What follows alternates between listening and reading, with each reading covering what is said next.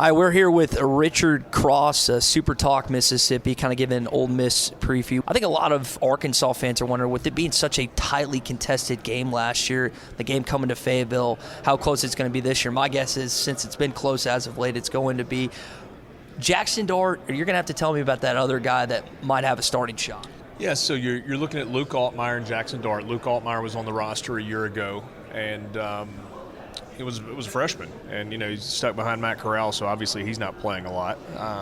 Had a couple of moments where he came in against Auburn when Corral got banged up a little bit. Just had kind of a drive where he kind of sustained things, was fine there. I think the first time he came in was at Tennessee, and that was one of those deer in the headlight looks. He comes in there, and the stage was awfully big that night.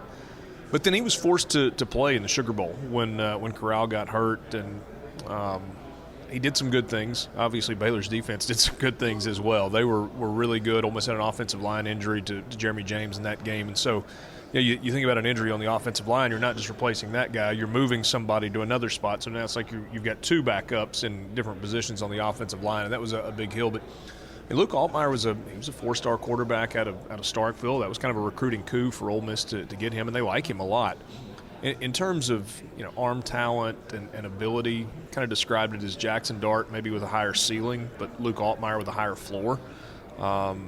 Just because he knows and understands the offense. He came in a spring early, so he's had 2 springs and a full season. And he's kind of one of those guys that I'm not going to use the dreaded game manager label, but he's one of those guys that's not going to make a ton of mistakes. He knows where the ball needs to go. He can get it out quickly. I think it's a legitimate competition. My guess is, if you're like, hey, gun to your head, who's starting? I think it'll be Jackson Dart when it's all said and done. But I don't think it's just a formality that it's going to work that way. And to your point about Ole Miss and Arkansas, yeah, it kind of feels like that series has gotten to a point. Although traditionally Ole Miss has not played very well in Fayetteville. Had some success in Little Rock in recent years, but not in Fayetteville. I want to ask you about Matt Corral electing to play in that bowl game, and what did that say about him, in your opinion, deciding to play that final game with his teammates? I think the injury probably would give some argument to the no, you don't really want to do this. But in terms of what it says about Matt Corral, it's just kind of the competitor in the player that he is. They had a special chemistry in that locker room a year ago, and Matt Corral was the unquestioned leader. He was the vocal leader. He was the physical leader. He was the emotional leader. He was the guy that was like, look, game's on the line. Put it on my back. I'll go make a play. And we saw that in the Arkansas game, even though it was the defense that finally got that one stop on the 2-point conversion play. But I think Matt Corral looked at it, and he told me, he said, I thought about it for about 30 seconds. And the question was, am I healthy enough to play? And when the answer in my mind was yes, I'm healthy enough to play, I was playing. So I think that was cool. Right after the season, he won the Connerly Trophy, which goes to the best college player in the state of Mississippi. And I talked to him at the award ceremony in Jackson. And that's kind of so the Egg Bowl was Thanksgiving night, and then this was the following Monday or Tuesday. So he had a couple of days to process it, and he was super excited about playing in that game. He thought it was an opportunity, a stage, and he got hurt, and that's part of football. I mean, that's the risk you take every time you step on the field. When you have the kind of futures hanging in the balance, I understand the decision to opt out of what is, generally speaking, if you're not playing for a national title, an exhibition game. But I don't love it, right? I mean, we love seeing the players that we've watched all season long and, go play football. There's inherent risk every time you step on the field. I thought it was really cool, though, that Corral chose to play in that game, and I hate that it ended the way it did for him. I want to ask you about KJ Jefferson, and I'd have to go back and look at his 24/7 recruiting page. I think he was offered by Ole Miss. Sardis is 30 minutes outside of Oxford. Corral and Jefferson back and forth. Your thoughts on a Mississippi kid having success in the SEC and another matchup with Ole Miss again this year?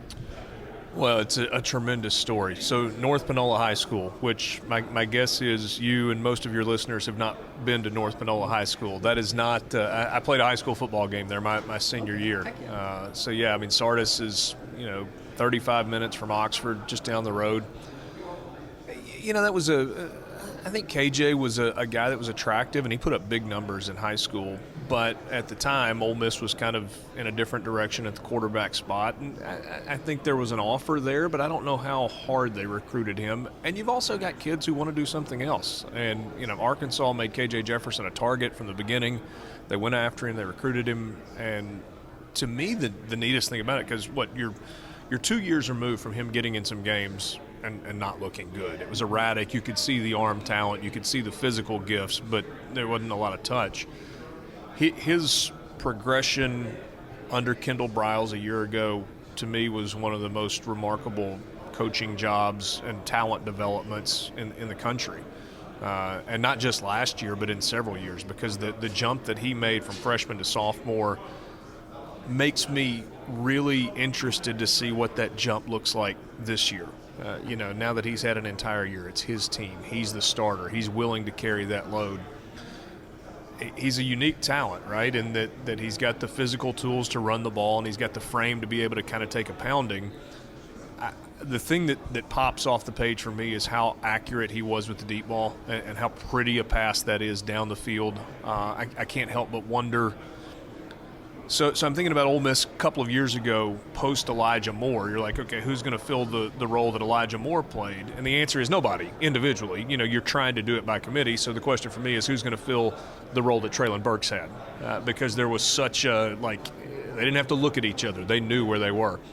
And then, to me, the next step in KJ Jefferson's development is that intermediate passing game. Can he take a little bit off the fastball? Can he get better in those passes that are in the 8 to 15-yard range? If he does that, he becomes a complete player, and it's really cool to see. Mississippi doesn't always finish at the top of the ranks of whatever chart you want to have.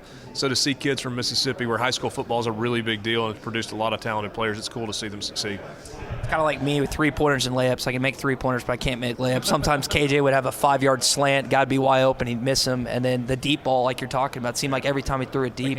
Richard Cross, by the way, Super Talk Mississippi here on the Morning Rush. Arkansas is going to end up slotted in the SEC West after media days. And I think it's really down in that third slot between Ole Miss and Arkansas.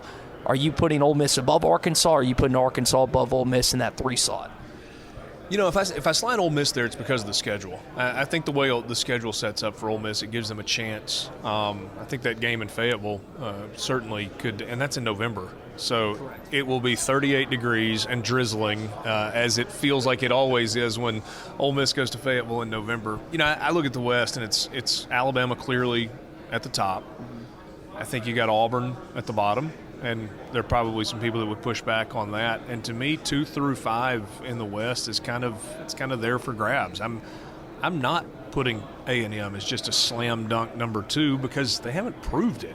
I'm not putting quarterback question too. Yeah, there's a huge quarterback question, and A&M tends to underachieve. I mean, whether that's fair or not, it's true. We've seen it happen over and over and over. I think Brian Kelly's a great coach, but I'm not sure that I'm just going to slot him in there given the fact that they played a bowl game with 39 scholarship players and they've got, 19 completely new faces on the roster out beyond the recruiting class. I mean, this is just from a transfer standpoint. So you look at A&M and LSU and Ole Miss and Arkansas. To me, that's kind of – and Mississippi State in there as well. I mean, everybody's kind of sleeping on Mississippi State, and – they're going to have a quarterback that throws for 5,000 yards. And it's year 3 under Mike Leach, and that's traditionally a year where his programs take a step forward. I feel pretty good about Alabama at 1. I don't think I'm going too far out on a limb there. And I actually feel pretty good about Auburn at the bottom. And I think 2, 3, 4, 5, 6, you can almost pull names out of a hat and have as good a chance as actually predicting it. Last question. We'll step outside of football for a sec. I know you've gotten a chance to call some Arkansas games as a broadcaster for the SEC Network.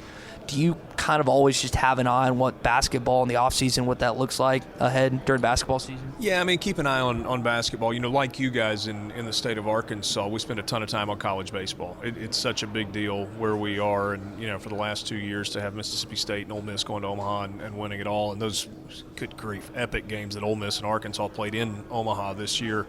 Were you there, by the way?